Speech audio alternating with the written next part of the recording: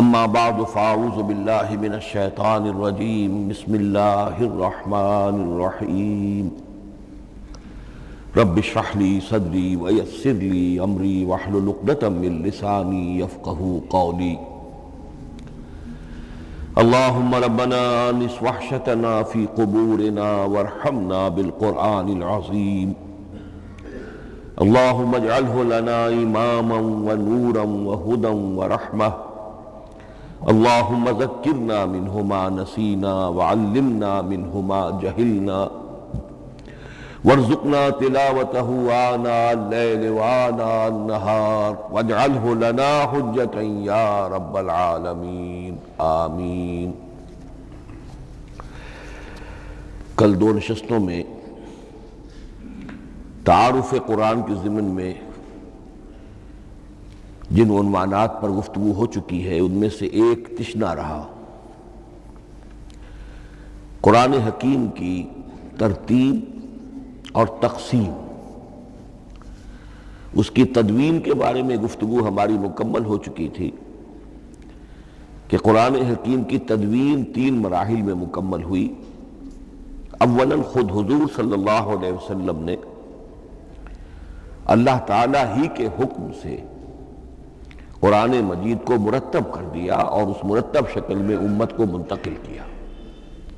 ترتیب معین ہو چکی تھی لیکن وہ کتابی شکل میں ما بین الدفتین جمع نہیں ہوا۔ اس کے بعد دوسرا مرحلہ آیا حضرت ابوبکر صدیق رضی اللہ تعالیٰ عنہ کے عہد خلافت کے دوران، جب بہت سے حفاظ شہید ہو گئے جنگ یمامہ میں، تو تشویش پیدا ہوئی کہ قرآن حکیم کو کتابی شکل کے اندر مرتب بھی کر لیا جائے، جمع کر لیا جائے۔ چنانچہ یہ کام حضرت ابوبکر صدیق کے عہد خلافت میں پورا ہو گیا اور اس کے لیے مصحف کا نام حضرت عبداللہ ابن مسعود کی تجویز پر حضرت ابوبکر صدیق رضی اللہ تعالیٰ عنہ نے طے کیا۔ لیکن اس کے چونکہ ابھی پڑھنے کے انداز میں لوگوں کو کافی آزادی دی گئی تھی کہ اپنے اپنے لہجے کے مطابق لوگ پڑھ سکتے ہیں، تو اس سے محسوس ہوا کہ اب اس کے لکھنے کے انداز میں بھی فرق آ رہا ہے، تو اس لیے ضرورت محسوس ہوئی کہ اس کا ایک سکرپٹ، ایک رسم الخط جو متفق علیہ ہو، اجماعی ہو، وہ طے کر دیا جائے۔ چنانچہ یہ تیسرا مرحلہ حضرت عثمان رضی اللہ تعالیٰ عنہ کے عہد خلافت میں طے پایا، اسی لیے اس کو اب مصحف عثمانی کہتے ہیں، اس لیے کہ وہ رسم الخط اب ہمیشہ ہمیش کے لیے طے ہے۔ اس کے آفیشل نسخے تیار کیے گئے اور بڑے بڑے شہروں میں جو بھی اس وقت اس مسلمان ممالک تھے ایک ایک نسخہ بھیج دیا گیا اور باقی نسخے جو ہیں وہ طرف کر دیے گئے۔ تو اس طریقے سے گویا کہ ربع صدی کے اندر یہ تینوں مرحلے جو ہیں مکمل ہو گئے ہیں، اور جیسا کہ میں نے عرض کیا سب تسلیم کرتے ہیں کہ جو قرآن آج ہمارے پاس ہے وہ وہی ہے بعینہ جو محمد الرسول اللہ نے اپنی امت کو دیا تھا۔ البتہ جہاں تک قرآن کی ترتیب اور تقسیم کا تعلق ہے، بعض باتیں تو میں بیان کر چکا ہوں، ان کا صرف اجمالی اعادہ کروں گا۔ نمبر 1 یہ کہ قرآن کی جو بیسک یونٹ ہے، بنیادی اکائی، وہ آیت ہے۔ آیت کو ہم جملہ نہیں کہہ سکتے، آیت کو ورس نہیں کہہ سکتے، مصرع نہیں کہہ سکتے، اس کی اسی اصطلاح کو ہمیں ریٹین کرنا ہوگا۔ آیتیں چھوٹی بھی ہیں، بڑی بھی ہیں۔ آیتیں صرف حروف مقطعات پر بھی مشتمل ہیں اور مرکبات ناقصہ پر بھی مشتمل ہیں، پورے جملے کی ایک آیت بھی ہے اور کئی جملوں پر ایک آیت بھی مشتمل ہے۔ یہ تمام امور توقیفی ہیں، یعنی حضور صلی اللہ علیہ وسلم کے بتانے پر موقوف علیہ، ان میں کسی کے اجتہاد کو، کسی منطق، کسی گرامر، کسی نحو، کسی بیان کے کسی اصول کو کوئی دخل نہیں۔ جہاں تک آیتوں کی تعداد کا تعلق ہے وہ مختلف فی ہے، وہ اتفاقی نہیں ہے، اس لیے کہ 6,500 کے لگ بھگ آیات ہیں۔ فرق کیوں ہے؟ ایک بڑا فرق تو اس وجہ سے واقع ہو جاتا ہے کہ تمام سورتوں کے آغاز میں جو آیت بسم اللہ لکھی ہوئی ہے اس کے ضمن میں ایک اختلاف ہے کہ آیا ہر مرتبہ اس آیت کو کاؤنٹ کیا جائے یا نہ کیا جائے۔ صرف ایک صورت ہے سورہ توبہ جس کے شروع میں آیت بسم اللہ نہیں ہے، باقی 113 صورتوں کے آغاز میں بسم اللہ لکھی ہوئی ہے۔ تو بعض حضرات اس کو سمجھتے ہیں کہ یہ کاؤنٹ نہیں کی جائے گی، بلکہ یہ تو در حقیقت صرف صورتوں کے درمیان فصل اور فرق قائم کرنے کے لیے یہ آیت بسم اللہ لکھ دی گئی ہے۔ تو آپ سمجھیے کہ جو اس پہ اختلاف ہوگا تو 113 کی عدد کا فرق تو اسی سے واقع ہو جائے گا۔ بعض اور مقامات پر بھی آیات کی تعداد میں قدر اختلاف ہے وہ روایات ہی کی بنیاد پر، کسی شخص کو خود یہ حق حاصل نہیں ہے کہ وہ اس میں کوئی فرق کر سکے، تبدیلی کر سکے۔ بہرحال 6,500 کے لگ بھگ آیات ہے قرآن حکیم کی۔ آیتیں مل جل کر سورتوں کی شکل میں ہیں، ان کی تعداد متفق علیہ ہے 114۔ سورت سور سے بنا ہے، سور کے معنی فصیل ہے، گویا کہ ہر سورت جو ہے وہ اللہ تعالیٰ کے علم، معرفت، حکمت کا ایک شہر ہے۔ سورتوں میں آیات کے باہمی ربط کے حوالے سے اس کے معنی کے اندر اور اس کی حکمتوں کے اندر اضافہ ہوتا ہے، ربط آیات۔ اور جس طریقے سے کہ مختلف موتیوں کو پرو دیا جائے ایک دھاگے میں، اس سے ہار وجود میں آئے، جو ترتیب ہوگی موتیوں کی اس سے ان موتیوں کا حسن دوبالا ہو جائے گا۔ ایسے ہی معاملہ آیات قرآنیہ کا ہے کہ جو ایک سورت کے اندر ہیں، اور ہر سورت کا ایک مرکزی مضمون یا عمود ہوتا ہے، اور تمام آیتیں اس سے منطلق اور اس سے منسلک ہوتی ہیں۔ ان سورتوں کے بعد جیسا کہ میں نے عرض کیا، دور صحابہ میں ہمیں صرف ایک اصطلاح اور ملتی ہے، حزب اور یا منزل۔ وہ اس سہولت کے لیے کہ اگر ایک ہفتے میں پورا قرآن ختم کرنا ہو، اس کی تلاوت مکمل کرنی ہو، تو روزانہ ایک حزب پڑھ لیا جائے۔ یہ چونکہ دور صحابہ میں بھی مذکور ہے، لہذا اس میں ہم دیکھتے ہیں کہ حسن موجود ہے، یعنی یہ کہ نہ تو یہ قباحت ہے کہ صورتوں کو توڑا گیا ہو، بلکہ پوری صورتیں شامل ہیں۔ کوئی مصنوعی مساوات قائم کرنے کی کوشش نہیں ہے، کوئی حزب نسبتاً تھوڑا سا زیادہ بڑا ہے، کچھ تھوڑا سا چھوٹا ہے، لیکن تقریباً مساوی ہے۔ خام خواہ کی کوئی مصنوعی مساوات قائم کرنے کی کوشش نہیں ہے۔ اور اس کے باوجود یہ حسن موجود ہے کہ سورہ فاتحہ کو اگر ہم علیحدہ رکھ دیں کہ وہ پورے قرآن حکیم کے لیے ایک دباچہ اور مقدمہ ہے، تو پہلے حزب یا پہلی منزل میں 3 سورتیں، دوسرے میں 5، تیسرے میں 7، چوتھے میں 9، پانچویں میں 11، چھٹی میں 13، یہ سیڑھی ہے بالکل۔ اور جو آخری حزب مفصل کہلاتا ہے، اس میں چونکہ آخری پارے میں آپ کو معلوم ہے چھوٹی چھوٹی صورتیں ہیں، تو تعداد 65 ہے، وہ بھی جو آخری تعداد ہے 13 اس کا ملٹیپل ہے۔ بہرحال یہ حزب، یہ بھی دور صحابہ میں اس کا تذکرہ ہمیں ملتا ہے۔ البتہ جو مزید تقسیم کی چیزیں ہمارے ہاں معروف ہیں وہ بات کی چیزیں۔ رکوع میں طویل صورتوں کو تقسیم کیا گیا تاکہ ایک رکعت میں اگر طویل صورت میں سے کوئی آیات پڑھنی ہے تو اس طرح پڑھی جائیں کہ مضمون ٹوٹے نہ۔ یہ حجاج ابن یوسف کے زمانے میں یہ کام ہوا ہے، اور بڑے غور و فکر سے ہوا، اور واقعتاً محسوس ہوتا ہے کہ معنوی جو ربط اور تعلق ہے اس کو ملحوظ رکھا گیا ہے۔ لیکن جو دوسری تقسیم ہمارے ہاں معروف ہو گئی ہے وہ پاروں کی ہے۔ اول تو یہ معلوم نہیں کہ یہ تقسیم کب ہوئی، مجہول الزمان ہے یہ۔ نمبر 2 یہ کہ اس میں یہ زیادتی بھی نظر آتی ہے کہ سورتوں کی فصیلیں توڑ دی گئی ہیں، گویا کہ ایک مصنوعی مساوات قائم کرنے کے لیے کہ 30 دن میں اگر قرآن مجید ختم کرنا ہو، ہر مہینے میں ایک ختم قرآن کوئی شخص کرنا چاہے تو روزانہ ایک پارہ پڑھ کر، لیکن یہ کہ اس میں وہ حسن موجود نہیں ہے، بلکہ یہ قباحت موجود ہے کہ صورتیں کاٹ دی گئی۔ اس کے بعد اب جو بات مجھے عرض کرنی تھی وہ یہ ہے کہ زیادہ عرصہ نہیں گزرا کہ قرآن حکیم کی ترتیب اور تقسیم کے ضمن میں ایک اور حقیقت سامنے آئی ہے، اور یہ حقیقت یہ ہے کہ قرآن حکیم کی صورتوں کے گروپس ہیں۔ اب یہ چونکہ ایک بالکل ماضی قریب کا معاملہ ہے، اس سے پہلے یہ ذکر موجود نہیں تھا۔ اول تو یہ بات بھی مان لیجئے کہ قرآن مجید میں ترتیب اور نظم، اس کے بارے میں ہمارے اسلاف نے نہ کوئی زیادہ محنت کی، اور نہ انہوں نے سمجھا کہ اس میں کوئی خاص ربط ہونا ضروری ہے۔ لیکن یہ کہ عہد حاضر میں مولانا حمید الدین فراہی رحمۃ اللہ علیہ ہندوستان میں ایک ایسے عالم پیدا ہوئے کہ جنہوں نے نظم قرآن کو اپنا خاص موضوع بنایا کہ یہ جو آیات باہم جوڑی گئی ہیں تو آخر کوئی حکمت ہے، صورتوں میں جو ربط قائم کیا گیا ہے یقیناً حکمت پر مبنی ہے، ورنہ سب سے سیدھی ترتیب تو جیسا کہ میں نے کل عرض کیا تھا یہ ہوتی ترتیب نزولی سے قرآن کو مرتب کر دیا جاتا۔ لیکن یہ کہ صورتیں آپ کو معلوم ہے طویل صورتوں میں ایسا بھی ہے کہ وہ ایک وقت میں نازل نہیں ہوئی بلکہ متعدد اوقات میں، اور سورہ بقرہ جو ہے وہ تقریباً 2 سال میں اس کی جو تنزیل ہے وہ مکمل ہوئی۔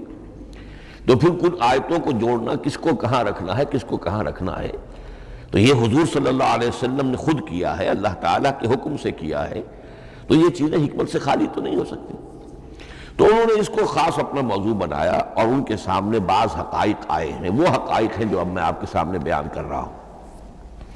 اس میں ایک اشکال ہو سکتا ہے، اسے میں چاہتا ہوں کہ پہلے رفع کر دوں کہ یہ چیز اگر ہمارے اسلاف کے نظر میں نہیں آئی اور ان کی توجہ ادھر نہیں ہوئی تو یہ تو گویا کہ ایک بڑی مشکوک سی بات ہوگی۔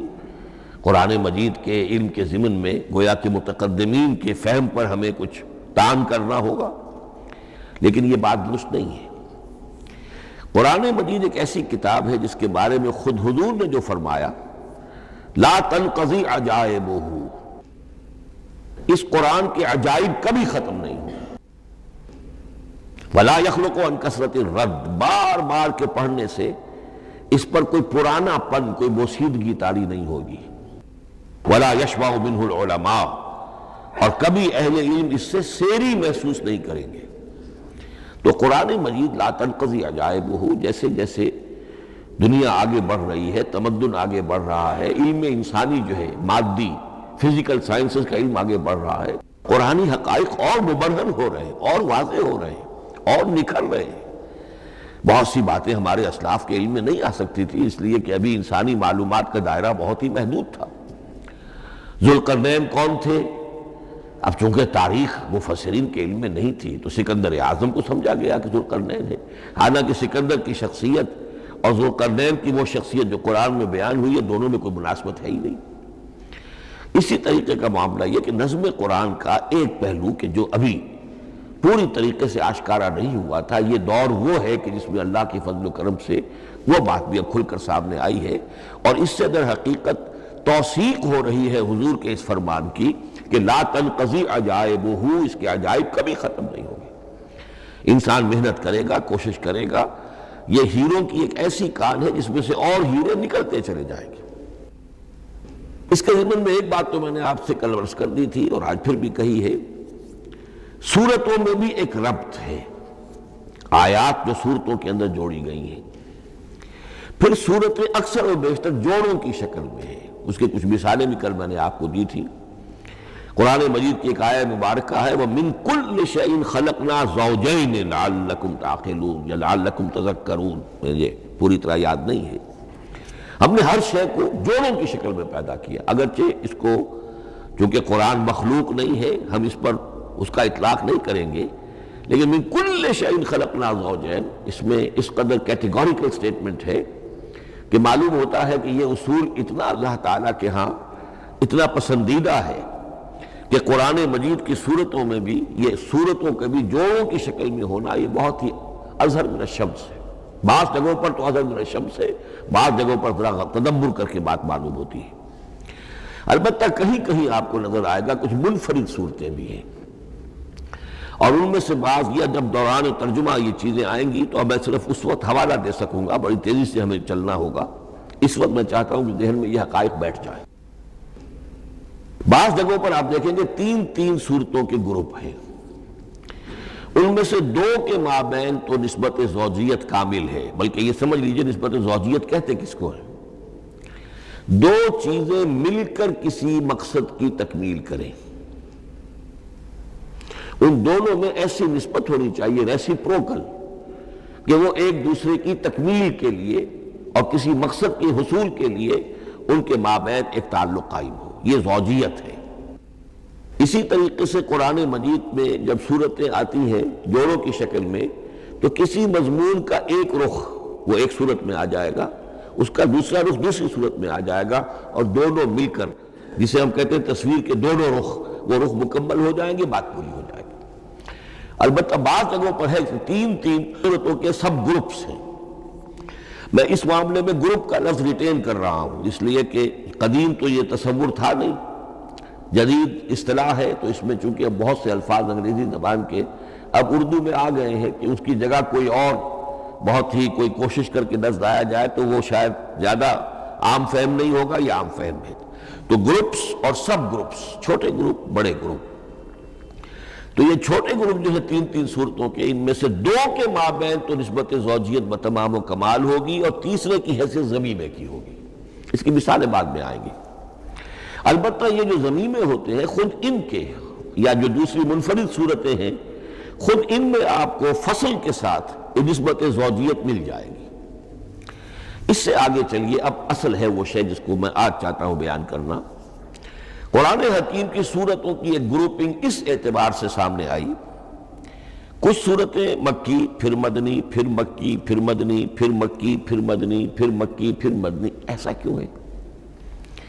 بڑی قابل غور بات ہے، اس میں کوئی حکمت ہے؟ اور عجیب بات یہ سامنے آئی، اس اعتبار سے بھی قرآن کے 7 گروپ بنتے ہیں۔ ہر گروپ میں ایک یا ایک سے زائد مکی صورت، اور پھر ایک یا ایک سے زائد مدنی صورتیں، ایک گروپ پورا ہو گیا۔ دوسرے گروپ میں پھر ایک یا ایک سے زائد مکی صورت، پھر ایک یا ایک سے زائد مدنی صورتیں، وہ پھر گروپ مکمل ہو گیا۔ یہ گروپ بھی قرآن حکیم میں 7 ہے۔ یہ گروپ جو ہے قرات کے لیے نہیں ہے، یہ گروپ جو ہے معنوی تقسیم ہے، غور و فکر کے اعتبار سے، کہ ہر گروپ کا ایک عمود ہے، ایک مرکزی مضمون ہے، اور جس طریقے سے صورتیں دو مل کر ایک مضمون کی تکمیل کرتی ہیں، اسی طرح ہر گروپ کی مکی اور مدنی صورتیں مل کر ایک بڑے مضمون کی تکمیل کرتی ہیں۔ اس طریقے سے گویا کہ یہ قرآن مجید میں 7 گروپ ہے بڑے بڑے، جو کہ جس میں کہ صورتیں جو ہیں وہ جمع کی گئی ہیں۔ مثلا میں اب آپ کو اشارتاً بتا دوں، پہلے گروپ میں سورہ مکی جو ہے وہ صرف ایک ہے، سورہ فاتحہ، تعداد میں تو ایک ہے، وہ اپنے حجم کے اعتبار سے چھوٹی بھی ہے لیکن بہت بھاری صورت ہے۔ وَلَقَدْ آتَيْنَاكَ سَبْعًا مِنَ الْمَثَانِي وَالْقُرْآنَ الْعَظِيمِ، محض اس صورت کو بھی قرآن عظیم کہا گیا ہے۔ لیکن ایک صورت مکی، سورہ فاتحہ، پھر 4 طویل ترین صورتیں مدنی، بقرہ، آل عمران، نساء، مائدہ۔ دوسرے گروپ میں 2 صورتیں مکی، 2 مدنی، الانعام، الاعراف مکیات، الانفال، التوبہ مدنیات۔ تیسرا گروپ چلتا ہے، 14 صورتیں مسلسل چلی جا رہی ہیں مکی، سورہ یونس سے، سورہ یونس، سورہ ہود، سورہ یوسف، سورہ رعد، سورہ ابراہیم، چلتے جائیے، سورہ حجر، سورہ نحل، سورہ بنی اسرائیل، سورہ کہف، سورہ مریم، سورہ طٰہٰ، سورہ انبیاء، سورہ حج اور سورہ مومنون، 14 صورتیں۔ اب آئی ایک مدنی صورت، سورہ نور۔ یہ تیسرا گروپ مکمل ہو گیا۔ چوتھے گروپ میں بھی یہی بات آپ کو نظر آئے گی۔ الفرقان سے سورہ سجدہ تک 8 صورتیں مکی ہیں، اور پھر ایک صورت آتی ہے سورۃ الاحزاب، وہ مدنی ہے۔ اب یہ جو ایک ایک صورتیں آئی ہیں، سورہ نور اور سورہ احزاب، ہر شخص کو اندازہ ہو جائے گا یہ آپس میں جوڑے کی شکل رکھتی ہیں، ان کے مضامین بہت ایک دوسرے سے مشابہ ہیں، بہت مشابہ ہیں، لیکن یہ کہ وہ اس طریقے کا جوڑا نہیں ہے کہ اسی گروپ میں ان کا جوڑا موجود ہو، اس کا جوڑا جو ہے وہ دوسرے گروپ میں ہے۔ پھر آئیے 5واں گروپ ہے، سورہ سبا سے احقاف تک، یہ 13 صورتیں مکی ہیں، اور پھر سورہ محمد صلی اللہ علیہ وسلم سے سورۃ الحجرات تک 3 صورتیں مدنی ہیں، یہ کل 16 صورتیں ہیں۔ چھٹے گروپ میں سورہ قاف سے سورہ واقعہ تک 7 صورتیں، یہ مکی ہے، اور سورہ حدید سے سورہ طلاق تک 10 صورتیں مدنی ہیں، یہ 17 صورتیں ہیں۔ آخری جو ہے وہ سورۃ الملک سے سورۃ الاخلاص تک 46 صورتیں، اور سورہ معوذتین جو ہے یہ 2 ہے کہ جو مدنی ہے۔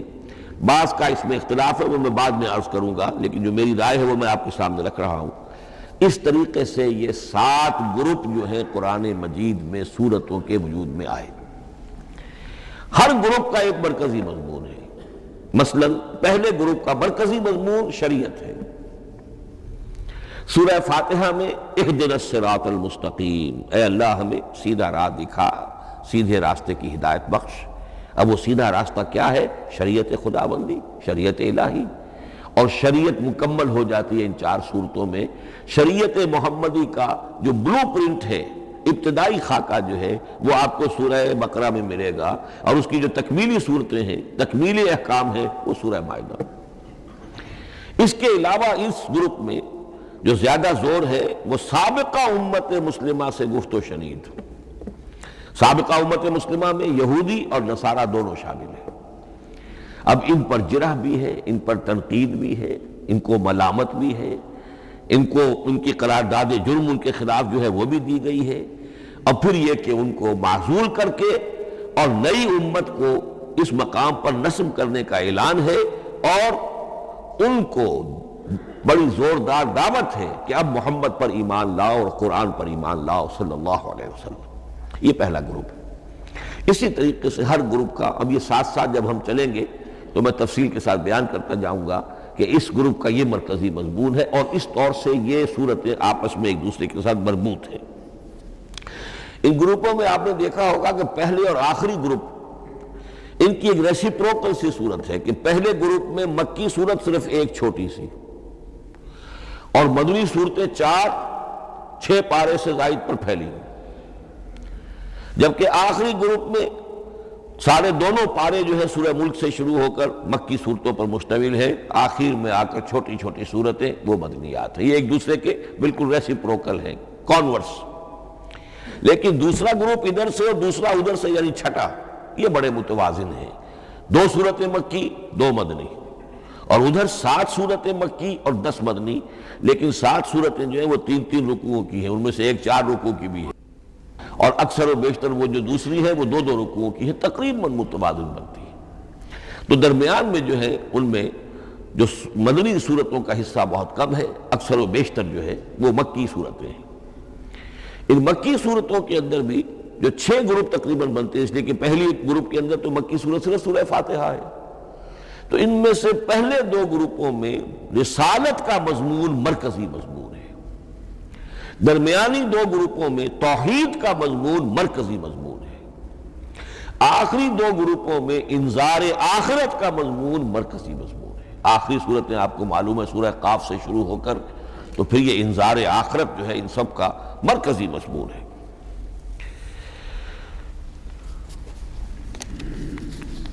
مدنی قرآن جو ہے یہ بھی آپ نوٹ کر لیجئے کہ کل قرآن کا 1/3 ہے تقریباً، اور اس 1/3 کا 2/3 پورا کا پورا پہلے گروپ میں آ گیا ہے۔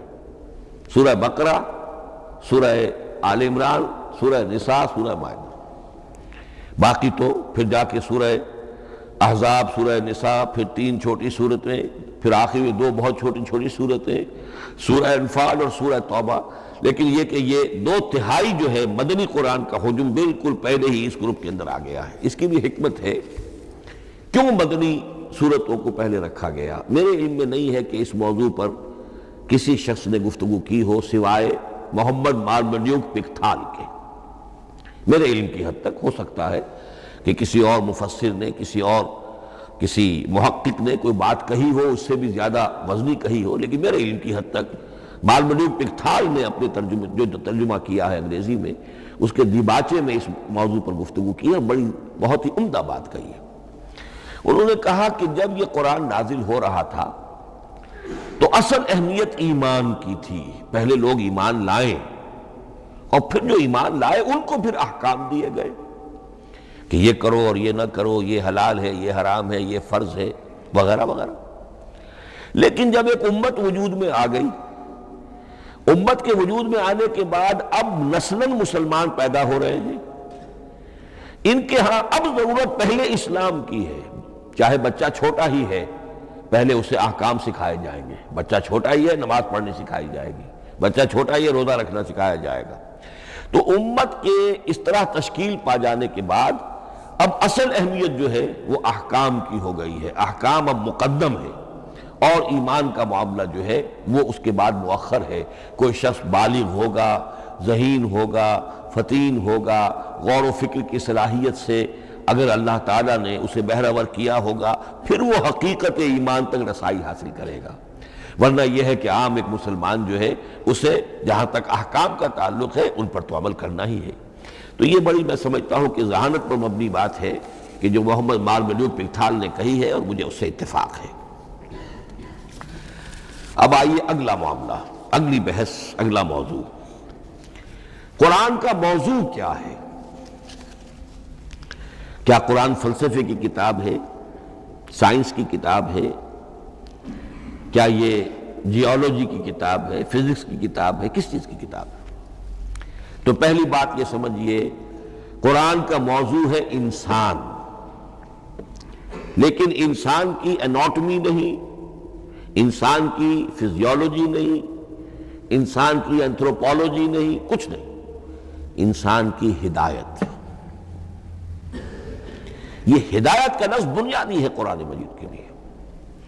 چنانچہ دیکھیے، ذرا نوٹ کر دیجئے، سورہ بقرہ کے شروع ہی میں ہدی للمتقین، پھر اس کے وسط میں ہدی للناس، سورہ یونس میں فرمایا ہدی ورحمۃ للمؤمنین، سورہ لقمان میں فرمایا ہدی ورحمۃ للمحسنین، سورۃ البقرہ اور النحل میں فرمایا، نمل میں ہدی وبشریٰ للمؤمنین، آل عمران میں وموعظۃ للمتقین، ہدی وموعظۃ للمتقین، پھر 3 مرتبہ الہدی هو الذي ارسل رسوله بالهدى ودين الحق ليظهره على الدين كله۔ الہدی، ہدن نکرہ ہے، الہدی معرفہ ہو گیا، یعنی ہدایت کاملہ، ہدایت تامہ، ہدایت ابدی۔ اسی طرح سورۃ النجم میں فرمایا وَلَقَدْ جَاءَهُم مِّن رَّبِّهِمُ الْهُدَىٰ، سورۃ الجن میں وَإِنَّا لَمَّا سَمِعْنَا الْهُدَىٰ آمَنَّا بِهِ، سورہ بنی اسرائیل میں وَمَا مَنَعَ النَّاسَ أَن يُؤْمِنُوا إِذْ جَاءَهُمُ الْهُدَىٰ، سورہ بنی اسرائیل میں بھی یہ الفاظ آئے، سورہ کہف میں بھی آئے۔ تو قرآن کا موضوع ہے ہدایت، اور اس کو اب ذہن میں رکھیے کہ انسان کے علم کے 2 گوشے ہیں۔ علم انسانی 2 حصوں میں منقسم ہے۔ ایک حصہ ہے فزیکل ورلڈ کا علم، جو حواس کے ذریعے سے حاصل ہوتا ہے، مادی حقائق ان کا علم۔ حواس 5 ہمارا دیکھنا، سننا، سونگنا، چکھنا، چھونا، یہ تمام صلاحیتیں ہیں، ان سے کچھ معلومات حاصل ہوتی ہیں، اور عقل کا یہ کمپیوٹر ان کو پروسیس کرتا ہے، اس سے نتائج نکالتا ہے، نتائج نکال کے سٹور کر لیتا ہے۔ پھر مزید کوئی معلومات حواس کے ذریعے سے حاصل ہوتی ہیں، اب ان کو وہ پھر پروسیس کر کے جو سابق میموری سٹورڈ ہے اس کے ساتھ ریکنسائل کر کے کوئی اور نتیجہ اخذ کرتا ہے۔ اس طرح رفتہ رفتہ رفتہ رفتہ انسان کا یہ علم بڑھتا چلا جا رہا، اور ہم نہیں کہہ سکتے کہ ابھی اور کہاں تک جائے گا۔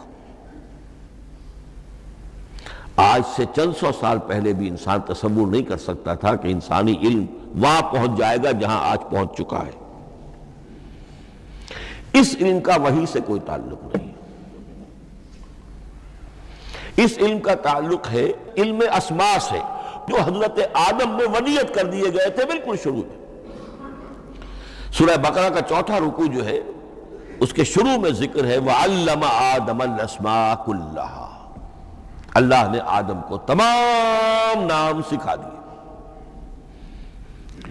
اور اس کے آخر میں ذکر ہے جب فرشتوں، جب آدم کو اور حوا کو حکم دیا گیا کہ اب زمین میں جا کر اور وہاں کا چارج سنبھالو، تو فرمایا وَإِمَّا يَأْتِيَنَّكُم مِّنِّي هُدًى فَمَن تَبِعَ هُدَايَ فَلَا خَوْفٌ عَلَيْهِمْ وَلَا هُمْ يَحْزَنُونَ۔ وہ علم ہدایت ہے، یہ 2 چیزیں بالکل علیحدہ ہیں۔ علم اسماء در حقیقت یوں سمجھئے کہ جیسے آم کی گٹھلی میں پورا آم کا درخت ہوتا ہے، وہی تو گٹھلی ہے جو آپ زمین میں دباتے ہیں، پھر اگر پانی وہاں پڑتا ہے، زمین میں روئیدگی بھی ہے، وہ گٹھلی پھٹے گی، وہ جو اس میں سے 2 پتے نکلیں گے، وہ پتے اوپر بڑھیں گے، درخت بنے گا۔ وہ پورا درخت جو ہے آم کی گٹھلی میں موجود تھا، صرف اسے پورا درخت بننے میں 2 سال 3 سال 4 سال لگیں گے، لیکن درخت موجود تھا، پوٹینشلی بالقوہ پورا درخت آم کی گٹھلی میں موجود تھا، ایکچولی بالفعل وہ آم کا درخت جو ہے کئی سال کے اندر وجود میں آیا۔ بعین ہی یہ معاملہ ہے، کل مادی حقائق کا کل علم حضرت آدم علیہ السلام کے وجود میں ودیعت کر دیا گیا پوٹینشلی۔ اب اس کی ایکسفولیشن ہو رہی ہے، وہ بڑھتا جا رہا ہے، برگ و بار لا رہا ہے، اور یہ علم جو ہے اس کا تعلق جیسا کہ میں نے عرض کیا آسمانی ہدایت سے نہیں ہے، اب یہ خود رو پودا ہے، بڑھتا چلا جا رہا ہے، اور کہاں تک پہنچے گا؟ علامہ اقبال نے صحیح تعبیر کی ہے، عروج آدم خاکی سے انجم سہمے جاتے ہیں کہ یہ ٹوٹا ہوا تارا مہ کامل نہ بن جائے۔ علامہ کی زندگی میں تو انسان نے چاند پر قدم نہیں رکھا تھا، لیکن یہ کہ اب تو چاند پر قدم رکھ کر انسان آ چکا۔ تو عروج آدم خاکی سے انجم سہمے جاتے ہیں کہ یہ ٹوٹا ہوا تارا مہ کامل نہ بن جائے۔ یہ ہے انسانی علم۔ اس انسانی علم کے ساتھ اگر وہ علم وہی علم ہدایت نہ ہو تو یہ علم جو ہے بجائے خیر کے شر بن جاتا ہے۔ آج وہ شیطانی قوت بن چکا ہے، وہ علم ہلاکت کا سامان بن چکا ہے، تباہی کا ذریعہ بن چکا ہے۔ لیکن اس کے ساتھ دوسری بات ضروری تھی جو کہ وحی کے ذریعے سے آنے والا علم تھا، فَإِمَّا يَأْتِيَنَّكُم مِّنِّي هُدًى فَمَن تَبِعَ هُدَايَ فَلَا خَوْفٌ عَلَيْهِمْ وَلَا هُمْ يَحْزَنُونَ۔ یہ علم الہدایت جو ہے یہ در حقیقت قرآن حکیم میں آ کر مکمل ہو گیا ہے۔ اس کے لیے بھی میں چاہتا ہوں کہ بات آپ سمجھ لیں، اس میں جو ارتقاء ہوا ہے، پہلی کتابیں نازل ہوئی ان میں بھی ہدن تو تھی، کل بھی میں نے آپ کو آیت سنائی تھی سورہ مائدہ کی، اِنَّا أَنزَلْنَا التَّوْرَاةَ فِيهَا هُدًى وَنُورٌ، ہم نے تورات نازل کی تھی، اس میں ہدایت بھی تھی، نور بھی تھا۔ اسی رکوع میں 7واں رکوع ہے وہ سورہ مائدہ کا، انجیل کے بارے میں، فِيهِ هُدًى وَنُورٌ، اس میں بھی ہدن بھی تھی، ہدایت بھی تھی، نور بھی تھا۔ لیکن یہ ہدایت اور یہ نور درجہ بدرجہ ترقی کر رہا ہے، یہاں تک کہ کامل ہوا ہے، قرآن میں آ کر الہدا بن گیا ہے۔ اب یہ ہدن نہیں، الہدا، کامل ہدایت نامہ۔ اس کی وجہ کیا ہے؟ دیکھیے، ایک بچے کو اگر آپ تعلیم دینا چاہتے ہیں تو اس کی ذہنی سطح کو ملحوظ رکھے بغیر تو نہیں دے سکتے۔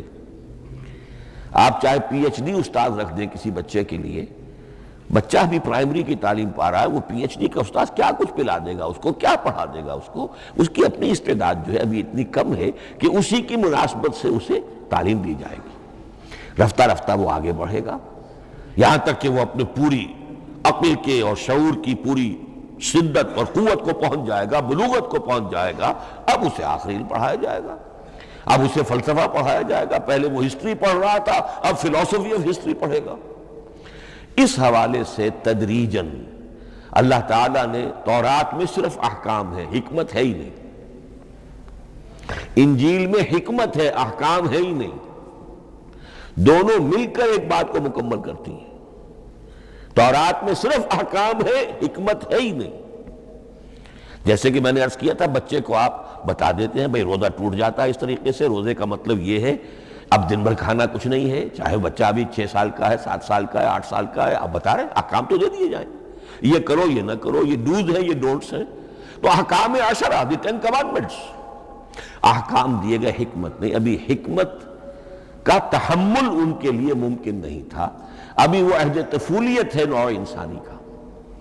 یوں سمجھیے کہ آج سے 3500 سال قبل کا انسان، 1400 قبل مسیح میں تورات دی گئی ہے حضرت موسیٰ علیہ السلام کو، اب یہ 2000 مسیح آنے والا ہے تو 3400 سال پہلے کی بات ہے، تو انسانی ذہن ابھی جس سطح پر تھا، یہاں تک کہ 2000 سال پہلے حضرت مسیح علیہ السلام کے بھی الفاظ انجیل میں موجود ہیں، اب بھی موجود ہیں۔ اپنے حوارین سے آپ نے فرمایا تھا ابھی مجھے تم سے اور بھی بہت سی باتیں کہنی تھی مگر ابھی تم ان کا تحمل نہیں کر سکو گے، جب وہ فارقلیت آئے گا تو تمہیں سب کچھ بتائے گا۔ یہ پیشین گوئی تھی محمد الرسول اللہ صلی اللہ علیہ وسلم، ابھی تم تحمل نہیں کر سکتے، ابھی 600 برس اور چاہیے تمہاری ذہنی بلوغت کے لیے۔ تو الہدا مکمل ہوا ہے قرآن حکیم میں آ کر۔ البتہ ایک نقطہ اس میں نوٹ کیجئے، قرآن مجید اگرچہ کتاب ہدایت ہے، سائنس کی کتاب نہیں ہے، لیکن اس میں سائنٹیفک فینومینا کی طرف اشارے موجود ہیں۔ چونکہ قرآن مجید ان تمام جو بھی یہ کائناتی حقائق ہیں ان سب کو آیات الہیہ قرار دیتا ہے۔ ان فی خلق السماوات والارض واختلاف اللیل والنہار والفلک التي تجری فی البحر بما ينفع الناس وما انزل اللہ من السماء من ماء فاحیا به الارض بعد موتها وبث فيها من كل دابة وتصریف الرياح والسحاب المسخر بین السماء والارض لآیات لقوم یعقلون۔ یہ سب نشانیاں ہیں اللہ کی، اللہ کی قدرت، اللہ کی عظمت، اللہ کے علم کامل، اللہ کی حکمت بالغہ، سب نشانیاں۔ تو یہ جو فزیکل فینومینا ہے ان کی طرف قرآن ریفر کرتا ہے۔ بعض حقائق وہ ہے کہ جن کا تعلق اسٹرانومی سے ہے، کل فی فلک یسبحون، یہ تمام اجرام سماویہ جو ہیں یہ اپنے اپنے مدار میں تیر رہے ہیں، معلوم ہوا ہر شے حرکت میں ہے۔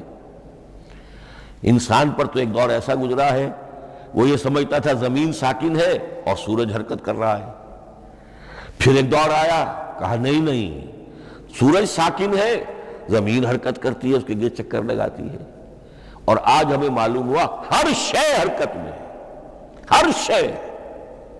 سورج کا بھی اپنا ایک مدار ہے، اس میں وہ حرکت کر رہا ہے اپنے پورے کنبے کو لے کر، یہ پورا سولر سسٹم اس کا کنبہ ہے، اس پورے کنبے کو لے کر وہ بھی ایک مدار میں حرکت کر رہا ہے۔ تو معلوم ہوا کل فی فلک یسبحون۔ اب یہ کل کا لفظ جس طرح منقع ہو کر، جس طرح مبرہن ہو کر، جس شان کے ساتھ آج وہ عویدہ ہوا ہے، واضح ہوا ہے، آج سے پہلے انسان کو معلوم نہیں تھا۔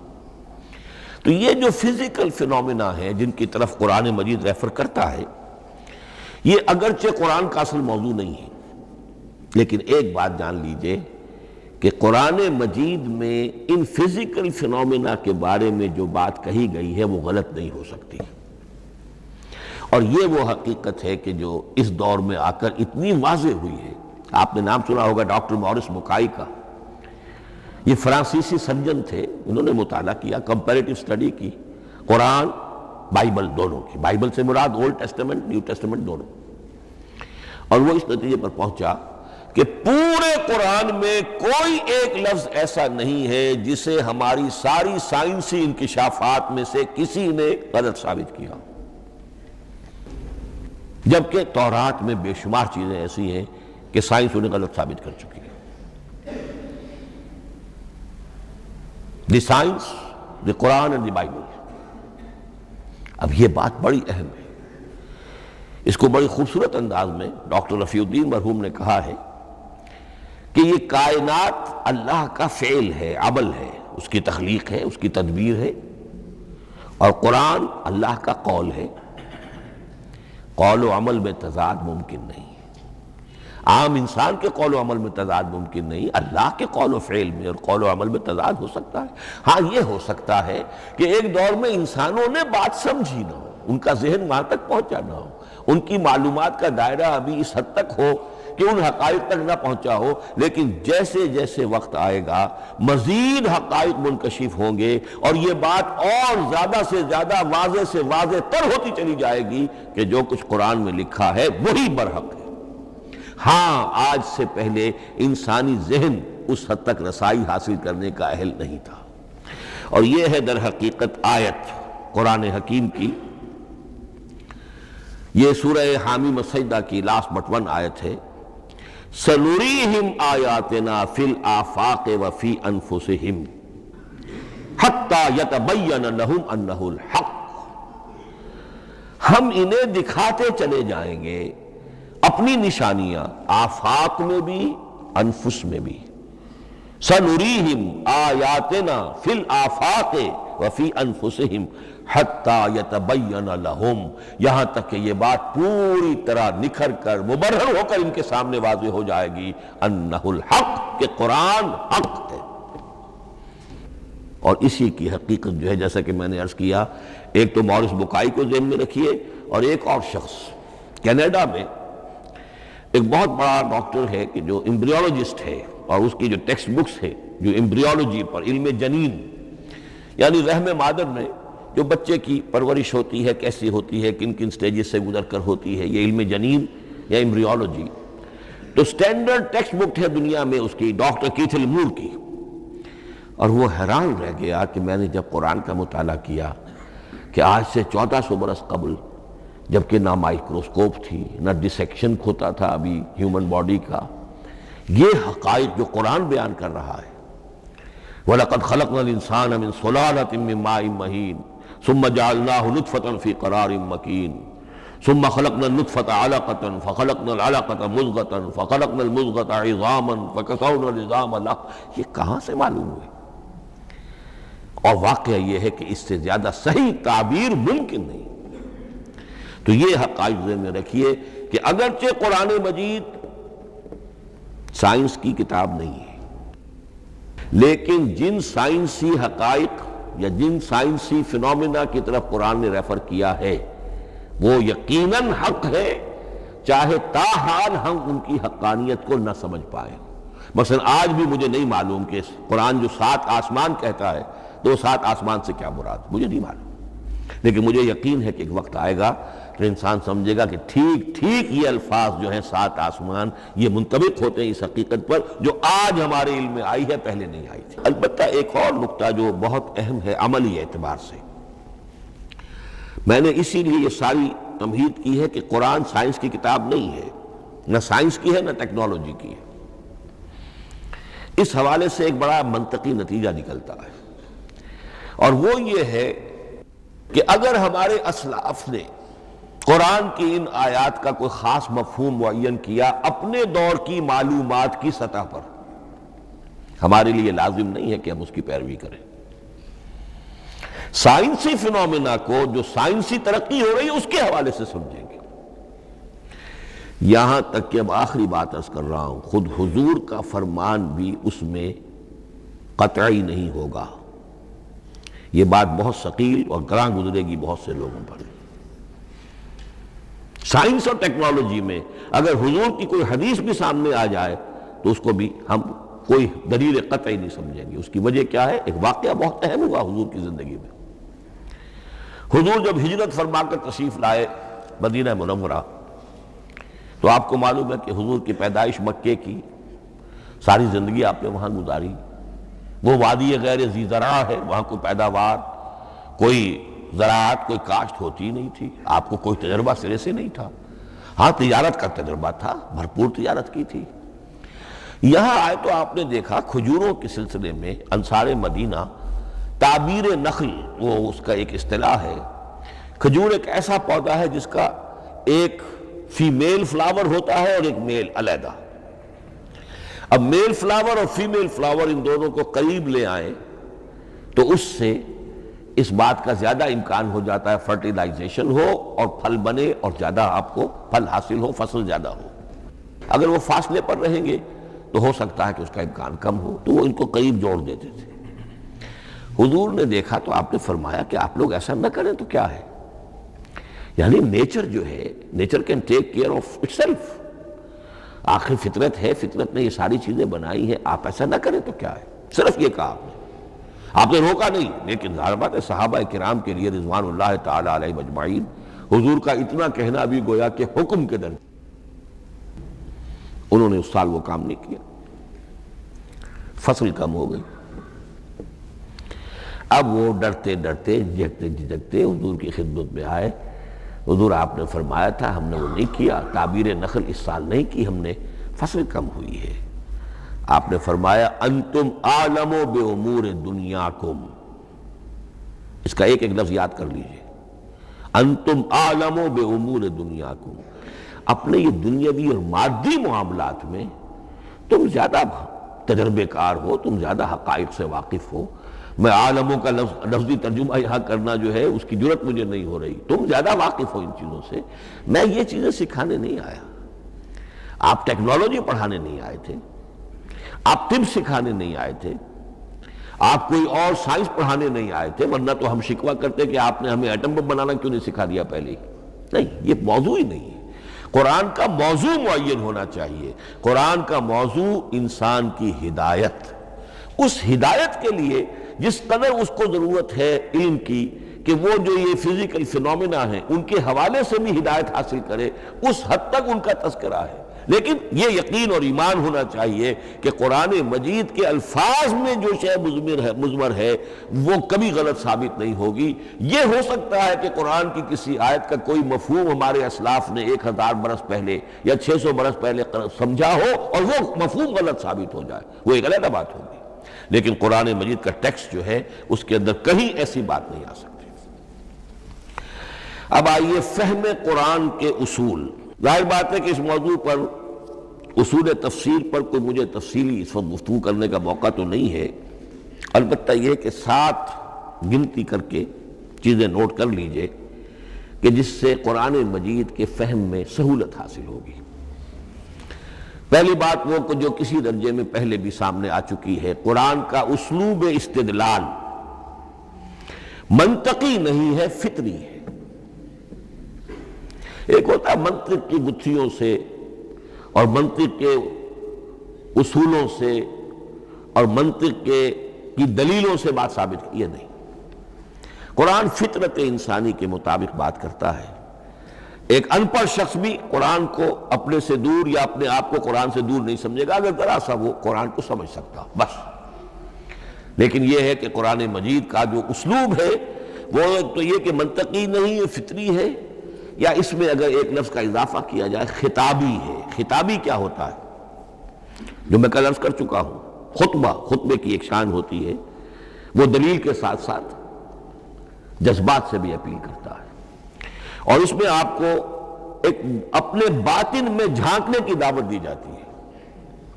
تم ذرا اپنے باطن میں جھانک کر دیکھو۔ بعض آیات ایسی ہیں، بڑی پیاری آیات ہیں، افی اللہ شک فاطر السماوات والارض، بس کیا اللہ کی ہستی میں بھی کوئی شک ہو سکتا ہے جو آسمان اور زمین کا پیدا کرنے والا ہے؟ غور کرو، سوچو۔ تو یہ صرف آپ کے درو بینی، آپ کو اپنے اندر جھانکنے کی دعوت ہے۔ اسی طرح اَإِنَّكُمْ لَتَشْهَدُونَ أَنَّ مَعَ اللَّهِ آلِهَةً أُخْرَىٰ، کیا واقعتاً تم اس کی گواہی دیتے ہو کہ اللہ کے ساتھ کوئی اور بھی الہ ہے؟ یہ گویا کہ کسی کے آنکھوں میں آنکھیں ڈال کر پیئرسنگ آئیز کے ساتھ کسی سے سوال کرنا، کیا واقعی؟ اور اس میں اندر حقیقت کون سی ہے پس منظر میں؟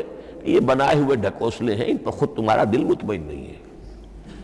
تم کہتے تو ہو یہ ہمارا عقیدہ ہے اور یہ ہماری بات ہے اور یہ ہمارا موروثی عقیدہ ہے، ھذا ما وجدنا علیہ آباءنا، ہم نے آباء، لیکن واقعتاً غور تو کرو، کیا واقعی تم گواہی دیتے ہو کہ اللہ کے سوا کوئی اور الہ بھی موجود ہیں؟ اس کو آپ کہیں گے خطابی انداز۔ نمبر 2، قرآن حکیم میں 2 طرح کی آیات ہیں، محکمات اور متشابہات۔ یہ سورہ آل عمران کے شروع میں یہ بہت اہم مضمون جو ہے وہ آ گیا ہے۔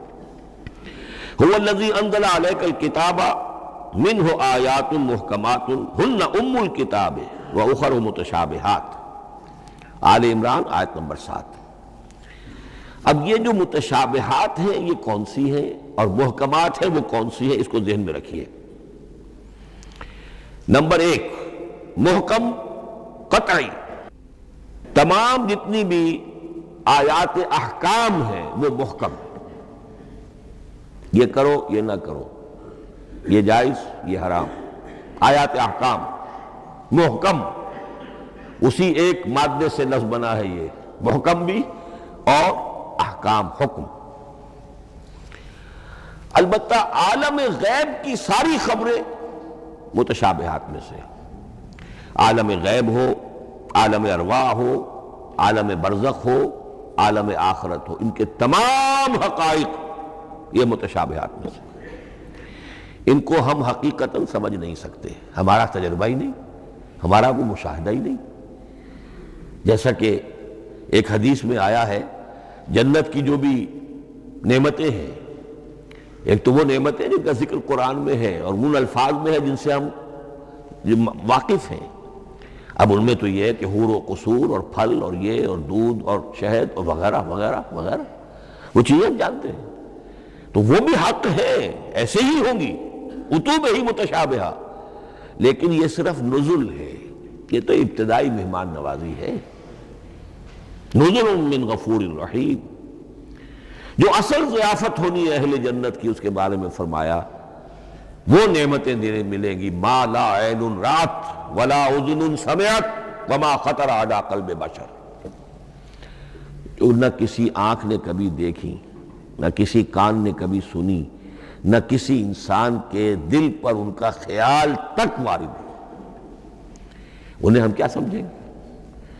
تو عالم برزخ، عالم آخرہ، عالم غیب، عالم ارواح، ان کی تمام چیزوں کو ہم آیات متشابہات میں سے سمجھیں گے۔ البتہ یہ جو سائنٹیفک فینومینا والی باتیں ہیں مادی علوم کی، ان میں یہ ہے کہ متشابہ اور محکم ہونے کا معاملہ بدلتا چلا جا رہا ہے۔ جب تک وہ ہمارا سائنسی علم وہاں تک نہیں پہنچا تھا، وہ آیت ابھی متشابہ تھی، سمجھ میں نہیں آ رہی تھی، لیکن اب جب کہ وہ بات وہاں پہنچ گئی اور کھل گئی بات، اب معلوم ہوا کل فی فلک یسبحون، اب یہ آیت محکمات میں آ گئی، اب یہ وہ بات نہیں رہی کہ جس کا صحیح مفہوم سمجھنا ہمارے لیے مشکل ہو۔ تیسری بات، تفسیر اور تعویل میں کیا فرق ہے؟ تفسیر کا عام طور پر لفظ استعمال ہوتا ہے لفظی طور پر، الفاظ کی بحث، نحوی بحث، قواعد گرامر جو ہے ان کے حوالے سے جو بحث کی جائے گی وہ تفسیر ہے، اور اس کی اصل حقیقت اور مدلول کو سمجھنے کی جو کوشش کی جائے گی وہ تعویل ہے۔ تو یہ دو الفاظ جو ہیں یہ مختلف ہوں گے، تفسیر اور تعویل۔ نمبر 4، تعویل عام اور تعویل خاص، یہ بہت اہم موضوع ہے۔ دیکھیے قرآن مجید نازل ہوا ایک خاص ٹائم اینڈ سپیس پس منظر میں، آج سے 1400 برس قبل 610 عیسوی سے لے کر 632 عیسوی تک نازل ہوا، حجاز میں نازل ہوا۔ اس کی ایک اولین مخاطب قوم تھی، وہ ان پڑھ قوم تھی، پڑھے لکھے شاذ الشاذ کالمعدوم کے درجے میں تھے، وہاں فلسفے کا سوال نہیں، کوئی منطق کی بات نہیں، کچھ بھی نہیں، اور اولین مخاطب وہی ہیں، اور جو بھی حالات ہیں اس وقت کے ان کے حوالے سے بات کی جا رہی ہے۔ اب قرآن مجید کی ہر آیت پر اولاً غور ہوگا اس اعتبار سے جب یہ نازل ہوئی ہے تو اس کا اس وقت کیا مفہوم سمجھا گیا، اس خاص کانٹیکسٹ میں، ٹائم اینڈ سپیس کانٹیکسٹ میں کیا مفہوم سمجھا گیا، یہ ہے تعویل خاص۔ لیکن اب دوسری طرف دیکھیے، یہی کتاب ہدایت ہے ابد الآباد تک کے لیے، اسی کتاب کو 20ویں صدی عیسوی کے انسان کے لیے بھی ہدایت نامہ بننا ہے۔ اگر دنیا طویل ہے اور 500 برس تک ہے تو 25ویں صدی عیسوی کے انسان کے لیے بھی ہدایت نامہ یہی کتاب بننی ہے۔ یہ عرب کے امیین کے لیے ہدایت نامہ تھی تو ایران کے فلسفیوں کے لیے بھی تو ہدایت نامہ تھی۔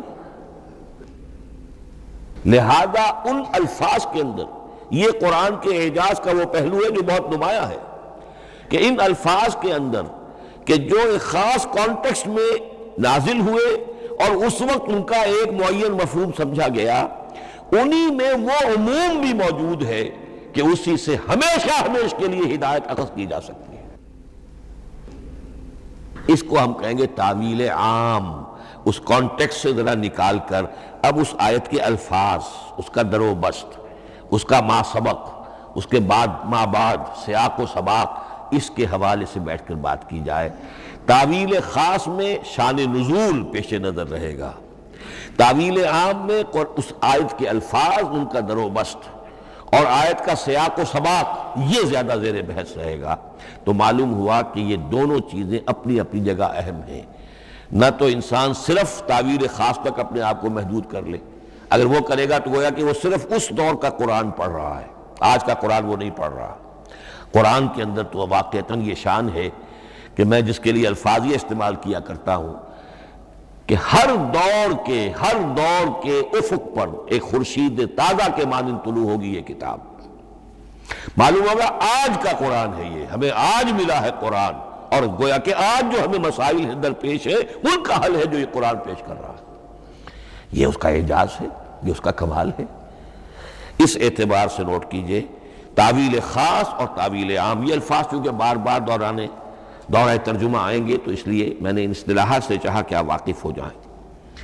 ایک اور اس میں بات سمجھنے کی ہے تذکر اور تدبر. قرآن سے بنیادی ہدایت حاصل کر لینا، اس کے لیے قرآن انتہائی آسان ہے. وَلَقَدْ يَسَّرْنَا الْقُرْآنَ لِلذِّكْرِ فَهَلْ مِن مُدَّكِرٍ. ذرا سی انسان کو عربی آتی ہو کہ براہ راست قرآن کا مفہوم آپ کے ذہن اور قلب پر نازل ہوتا چلا جائے. بس قرآن کا اصل جو پیغام ہے، جو اس کی اصل ہدایت ہے، اس کی تمثیل یوں سمجھیے کہ سمندر میں اگر کوئی آئل ٹینکر جو ہے ٹوٹ جائے تو میلوں جو آئل ہوتا ہے وہ سطح سمندر کے اوپر پھیل جاتا ہے، سطح پر رہے گا، نیچے تو جائے گا نہیں. تو یوں سمجھیے کہ قرآن مجید کا جو لب لباب ہے، وہ اس کی سطح پر موجود ہے. لیکن اس کے یہ مطلب نہیں ہے کہ صرف سطح ہی سطح ہے، اس کی گہرائی فیتملس، اس کی گہرائی وہ ہے کہ جس کی کوئی حد نہیں. اب اس کے لیے تعمق، گہرائی میں غوطہ نہیں کرنا. قرآن میں ہو غوطہ زن اے مرد مسلمان. اس کے اعتبار سے یہ دنیا کی مشکل ترین کتاب، اچھی طرح سمجھ لیجیے. اس کی تہ تک پہنچنا ممکن ہی نہیں. غلطی سے ہم کبھی کبھی کسی شخص کی مدح کرتے ہوئے کہہ دیتے ہیں فلاں شخص کو قرآن پر بڑا عبور حاصل ہے. ایک عالم دین نے یہ الفاظ میرے بارے میں کہہ دیے تھے، میں نے فوراً ٹوک دیا. میں نے کہا آپ کیا، یہ قرآن کی آپ نے گویا کہ قرآن مجید کی شان میں گستاخی کی ہے، قرآن کی توہین کی ہے.